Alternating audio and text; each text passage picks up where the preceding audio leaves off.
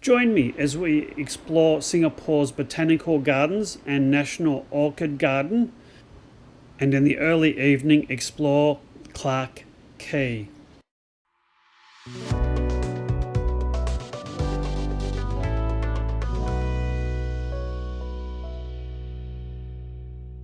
Hey, it's Maximo and welcome to Maximo's Travels. Well, today folks, I'm standing outside of Singapore's National Orchid Garden. Join me for a tour of the Orchid Gardens and the Singapore Botanical Gardens. The Singapore Botanical Gardens is a 40-minute MRT ride away from our hotel. Quite easy to get to, a little bit of a walk from the MRT station into the gardens proper, but entry is free. The main reason we came to the Botanical Gardens was to go to the National Orchid Garden. The gardens are huge, over 82 hectares in area, and there's plenty to see and do. Very nice ornamental lake right in the middle. And we just wandered around, did a bit of people watching and animal watching, and slowly made our way in the heat to the National Orchid Garden.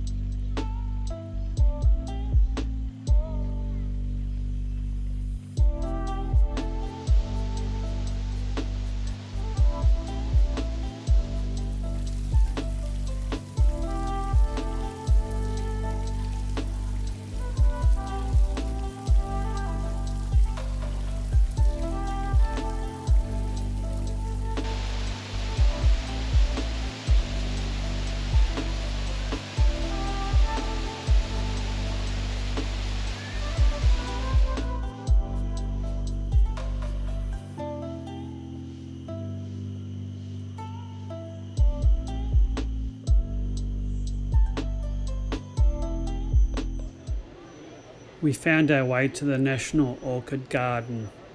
The gardens are open from 8:30 a.m. to 7 p.m. daily.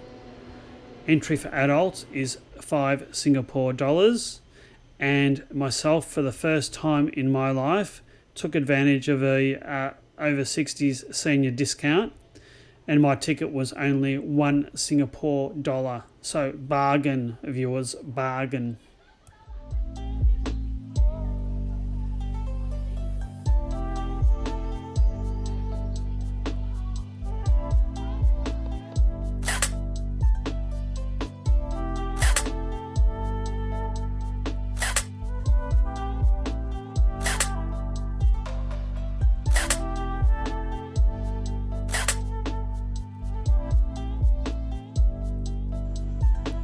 We wandered around the manicured grounds of the National Orchid Garden. Plenty to see. So many really beautiful, spectacular flowers and orchids. I lost count of the number of photos that we took. I'll let you have a wander around with us.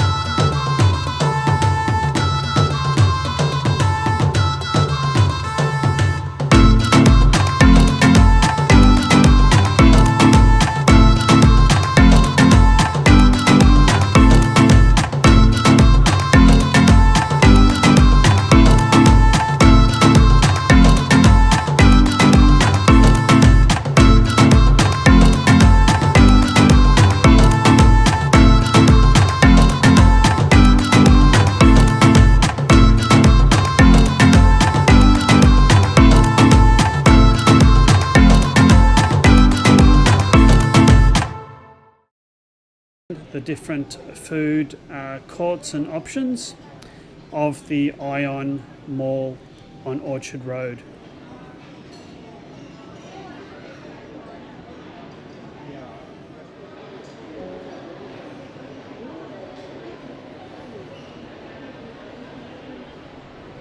Here I am standing on the world famous Orchard Road in Singapore.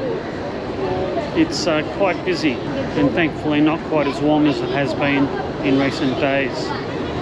Last time I was here was around about 1989, 1990, and the place for me is unrecognisable. There's still the malls and all that, but big high-rise buildings, plenty of hotels. So let's have a walk around Orchard Road.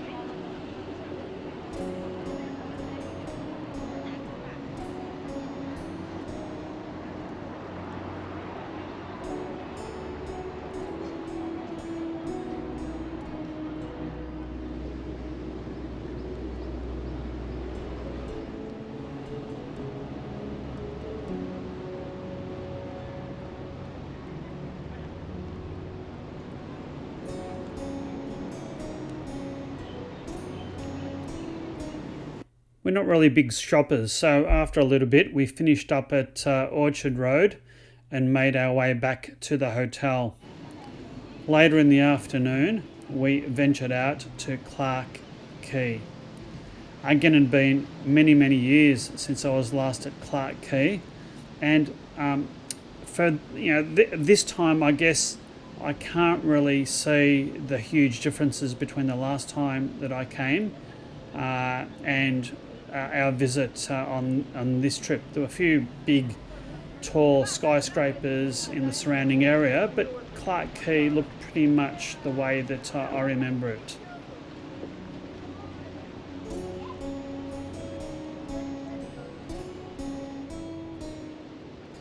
And if there was one area of Singapore that I was slightly disappointed about, this is it. The Clarke Quay area looked pretty much as it was when I visited about 35 years ago. It looked a bit sort of run down and tired, and quite a lot of the shops were closed due to refurbishments and fairly major renovations. So I think in keeping with the rest of Singapore, I think the authorities have realised that it needs a bit of a spruce up, a bit of an update, and as a result there's some major works happening there. So if you're visiting in 2023, probably not really the place to go, and I'd even dare say probably not the place that you'd want to be having a hotel nearby, because there's not that exciting options food-wise. I'd probably look at other areas, but I'm sure that in a year or two, after all the renovations and works have been completed, it'll rival most of the other tourist destinations in Singapore.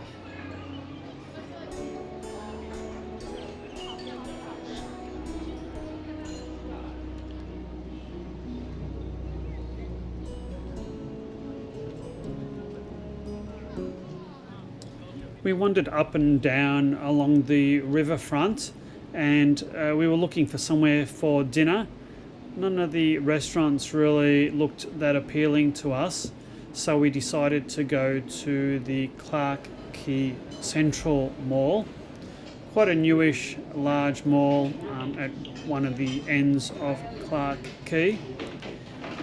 This is where we split up because I was really looking forward to a chicken curry, and Joe wasn't really into the curries, so I had a fantastic chicken curry and an ice cold tiger beer, and Jo went elsewhere. I think she had some Japanese matcha type dish, but I think she missed out because this is one of the best curries I've ever had. It was utterly brilliant. Nice rice and washed down with an ice cool beer. It was one of my most enjoyable meals in Singapore. Unfortunately, Jo wasn't there to share it with me, but I'm sure that she had a wonderful meal in the Japanese place that she chose to go.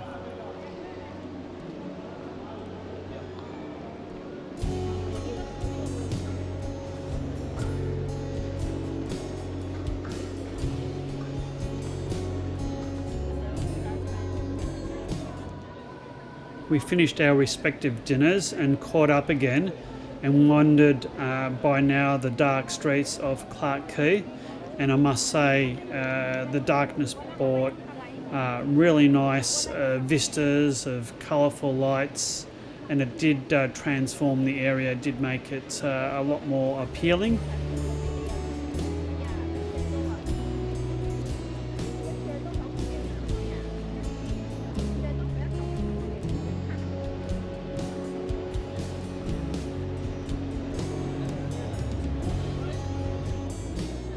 So after a bit of a wander, we headed back to the Clarke Quay Central to catch the MRT to our hotel. I do hope you've liked this video. I've got one or two more from our Singapore series to come. And if you've liked this, please hit the like and subscribe buttons. Until my next video, take care and bye.